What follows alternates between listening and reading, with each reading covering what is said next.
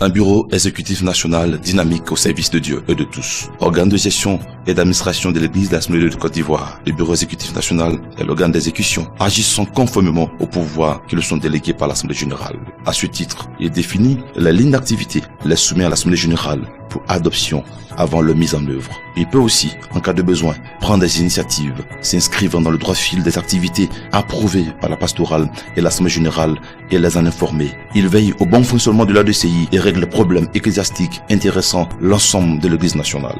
Sa vision de bâtir avec tous une Église forte et conquérante passe par la réalisation des projets tels que l'extension du centre des ministères de l'EADCI,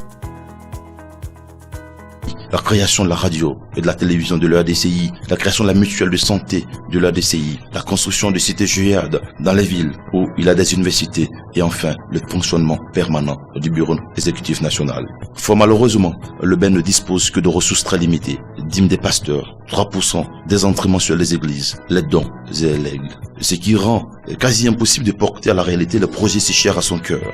Quelque chose pourtant peut être entrepris à l'effet d'aider le bureau national.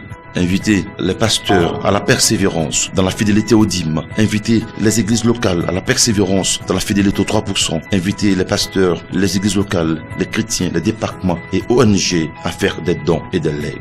Aujourd'hui, le cri de cœur du BEN doit être repris en chœur dans nos assemblées locales ce dimanche 11 février 2018. 100 millions de francs CFA. Voici la requête du BEN. Voici l'attente du BEN.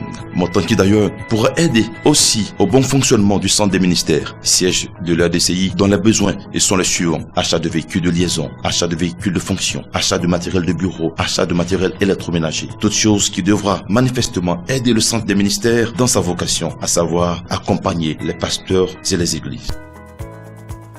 Mobilisons-nous tous à l'occasion de la célébration de la journée du BEN en apportant nos offrandes pour la réalisation des projets de l'Église.